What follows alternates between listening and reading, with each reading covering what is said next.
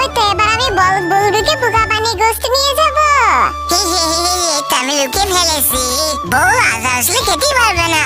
আরে বলে দুই বলের মধ্যে তুমি কোন খাবারটা নিবে? আমি তো তাহলে এই বলের নিচে খাবারটাই খাবো। না না আমি বলতেছি তুমি এই খাবারটা নাও। না না আমি এটাই নেই। না তুমি এটা নিবে।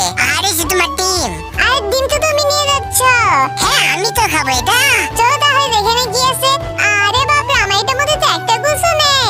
দাও তাহলে তোমারটা আমাকে দিয়ে দাও। না দিব না, তুমি যেটা পেয়েছো তোমাকে ওটা খেতে হবে। বদলে তুমি ডিম খেয়ে নাও আর এই মাছও খেয়ে নাও। দাদা ডিম আমি ঢেলে দিতেছি। বইটা ভালো পোকা বানিয়ে দিয়েছি। এই তুমি খাচ্ছ না কেন? এত কথা বলো না, তুমি এটা খেয়ে নাও। চলো এখন আমরা একসঙ্গে খাই। নিমি। আরে বল্টু তো এবার বড় বলদ হয়ে গেল রে। মাথা করে শুধু ডিমগুলো খেয়ে ফেলি। ইমি। বাহ আজ বউকে ভালোই পোকা বানিয়েছি। বউর খাওয়া শেষ ওকে দেখে দেখে আমি ঘুষগুলো খেয়ে ফেলবো।